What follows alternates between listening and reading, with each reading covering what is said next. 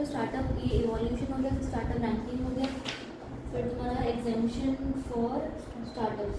Exemption for startups बहुत easy, बस heading तुम्हारा है मेन क्या क्या हो जाता है, सिंपल प्रोसेस है, ऑब्वियस सी बात है। तुम्हें अगर रिकॉग्निशन भी लेना है कि एज ए स्टार्टअप, तो तुम्हें कुछ नए काम अपना काम स्टार्ट करो, वेबसाइट कॉन्सेप्ट एक्सप्लेन करो, you get to recognized by just by normal phone से भी तुम कर सकते हो। Has launch mobile app website for registration, right. फिर तुम्हारा reduction in cost. Reduction in cost का मतलब क्या हुआ, देख पहली बात तो वो कंप्लायंस और रजिस्ट्रेशन का पैसा कम है, पर साथ ही साथ ना अगर आप ऐसे स्टार्टअप हो, और स्टार्टअप के डेफिनेशन में ना एक थर्ड पॉइंट था कि आप कुछ इनोवेशन, कुछ बढ़िया बेटर कर रहे हो, करेक्ट।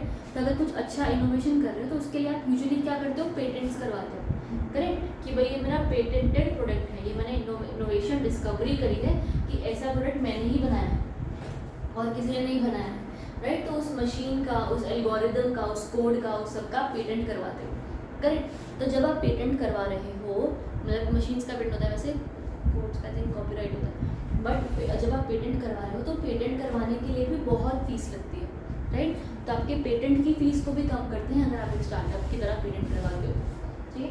तो government also provides list for of facilitators of patent and trademark, कि आप कहाँ से करवा सकते हो।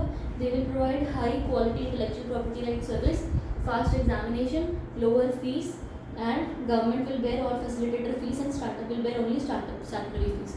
आपको सिर्फ लॉ वाली करनी है, जो एडवाइजरी वाली फीस है वो गवर्नमेंट खुद बेयर करेगी, तो बहुत बड़ी बात होती है।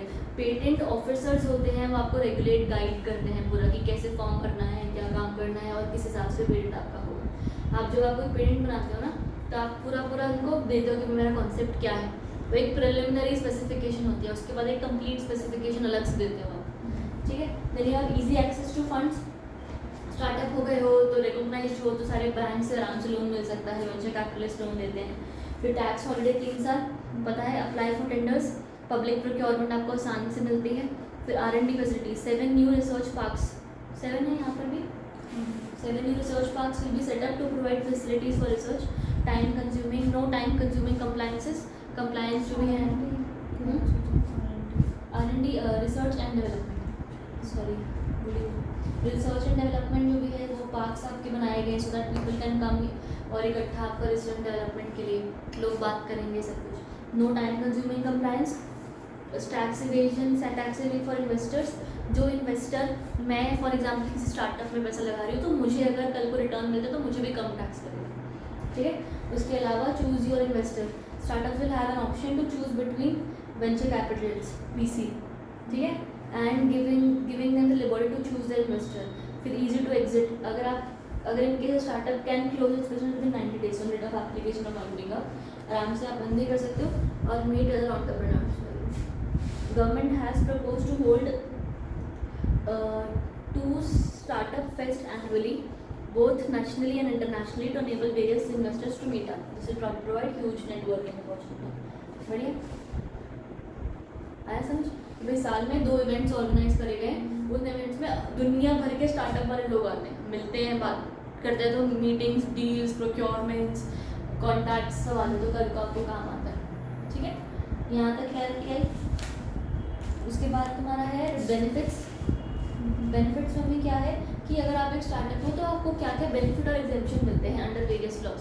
तो पहला नंबर अगर आपका कंपनीज एक्ट है, राइट, कंपनीज एक्ट के अंदर आपको क्या क्या बेनिफिट्स मिल रहे हैं कि जब आपको वैसे यूजुअली एक कंपनी को फाइनेंशियल स्टेटमेंट्स बनाने होते हैं ना, इन लोगों को कैश फ्लो भी बनाने होते हैं, ठीक है।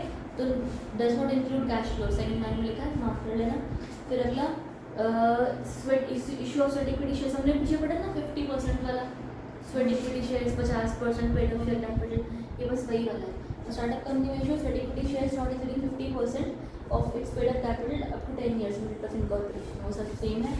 फिर अगला तुम्हारा क्या है, राइट्स इशू है, further issue of share capital,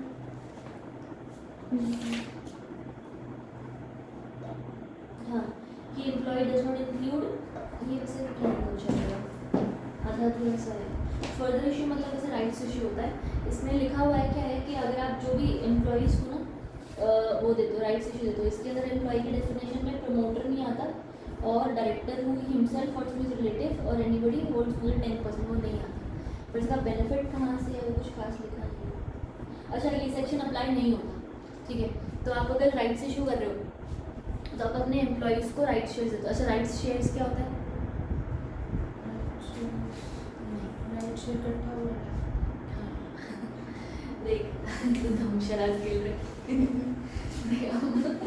right issue क्या होता है? देख यूजुअली कंपनी जब इक्विटी शेयर इशू करती है ना, ठीक है, तो इक्विटी में यूजुअली कंपनी आईपीओ करती है, ठीक है, इनिशियल पब्लिक ऑफर जो होता है। उसके अलावा एक होता है एफपीओ, ठीक है। जब भी शेयर इशू होते हैं तो पहला होता है आईपीओ की लाइफ में पहली बार इस कंपनी ने ये वाले शेयर इशू किए हैं, वो आईपीओ हुआ, बढ़िया। उसके अलावा एफपीओ होता है। एफपीओ में क्या होता है ना, अगर एफपीओ है इसका मतलब फर्दर पब्लिक ऑफर के दोबारा शेयर इशू कर रहे हैं, ठीक है। इस फर्दर पब्लिक ऑफर में से ये लोग एलोकेट करते हैं कि कुछ शेयर्स है राइट शेयर्स। अब राइट शेयर्स का मतलब क्या होता है पता है? कि राइट शेयर्स का ये मतलब होता है कि जो कंपनी के एग्जिस्टिंग शेयर होल्डर्स हैं ना, उनको हम बोलते हैं, एग्जिस्टिंग एम्प्लॉय नहीं, एग्जिस्टिंग शेयर होल्डर्स को हम बोलते हैं कि देखो तुम हमारे प्रीवियस शेयर होल्डर हो और हम वैसे भी बहुत ज़्यादा डाइवर्सिफाई नहीं करना चाहते हैं, तुम हमारी कंपनी में तो ऑलरेडी एग्जिस्ट करते ही हो, क्यों नहीं तुम शेयर्स खरीद लो, राइट। तो पहली opportunity to give shares is to the existing share holders, that is their right to buy shares, that is right shares, ठीक है। तो एक एग्जिस्टिंग प्रीएम्प्टिव राइट भी कहते हैं उसको, existing right of the share holders to buy shares, existing share holders के पास राइट टू बाय शेयर्स, बढ़िया। अब उसके अंदर होता होगा कुछ के एम्प्लॉयज़ में इंक्लूड होते हैं, बट एम्प्लॉय वाला डेफिनेशन स्टार्टअप पर लागू नहीं होता। आज चुपचाप जल्दी से, ज़्यादा खेल रहा है।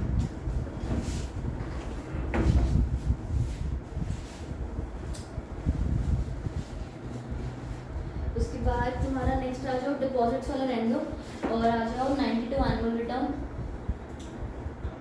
मिला सेक्शन 92 एनुअल रिटर्न। इसमें मार्क कर लो कि जो भी कंपनीज हैं, प्राइवेट कंपनीज हैं, उनको annual return shall be signed by the CS और where there is no CS by any other person. वैसे एनुअल रिटर्न साइन सीएस करता है, अगर सीएस नहीं है तो कोई और बंदा चलेगा इन startup. Meetings of BOD and its powers, company के अंदर जो बीओडी की होनी है तो 4 बोर्ड मीटिंग होनी चाहिए एक्सेट्रा, राइट। तो private company startup shall be deemed to be have complied with the provisions of if at least one meeting of the BOD have been conducted in each half of the calendar year, मतलब अगर आपने साल में 2 meeting कर लिया ना तभी भी हमको चलेगा। स्टार्टअप को साल में 4 बोर्ड मीटिंग करने की जरूरत नहीं है, हाफ ऑफ कैलेंडर ईयर है ना, हर आधे कैलेंडर में एक मीटिंग कर दो तो 2 मीटिंग कर दो। उसके अलावा स्पेशल कोर्ट्स में क्या बोला गया है कि अगर कोई भी कंपनी स्टार्टअप जो है अगर वो कोई लॉ तोड़ती है, उनके ऊपर कोई पेनल्टी लगती है तो उनकी पेनल्टी सीधा आधी हो जाती है। जो भी पेनल्टी एक नॉर्मल कंपनी पर है, स्टार्टअप कंपनी पर उसकी 50% की पेनल्टी है सिर्फ, ठीक है। उसमें भी एक मैक्सिमम लिमिट दी गई है, कंपनी है तो 2 लाख, कोई ऑफिसर है तो 1 लाख, ठीक है। मार्क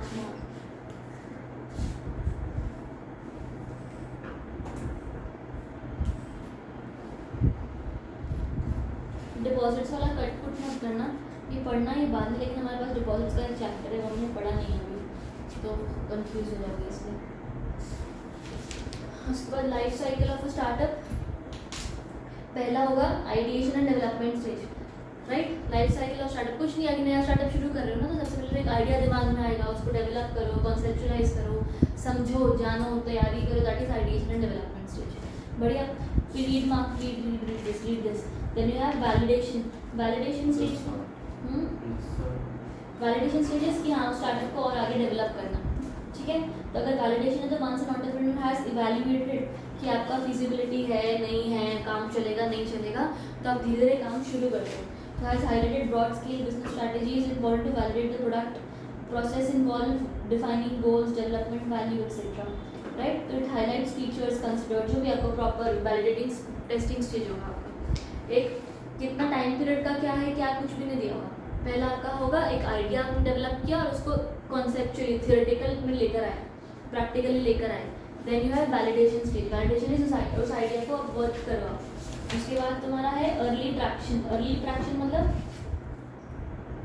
कि आपका अभी नया कस्टमर्स बने हैं, राइट, कुछ न्यू शुरू हुआ है, early traction stage that a set of target customers में test efficacy of the product फिर वैलिडेशन आपको देंगे, प्रोटोटाइप पोर्ट्रेट डेफिनेटिव रिजल्ट्स आएंगे आपके पास। दिस स्टेज में present its own set of challenges और visibly express revenue cash flows. तो अब आपका एक टारगेट सेट ऑफ कस्टमर्स बनेंगे, लोग आएंगे, बैठेंगे, इकट्ठे जुड़ेंगे, correct. And then you have then बंद होगा ना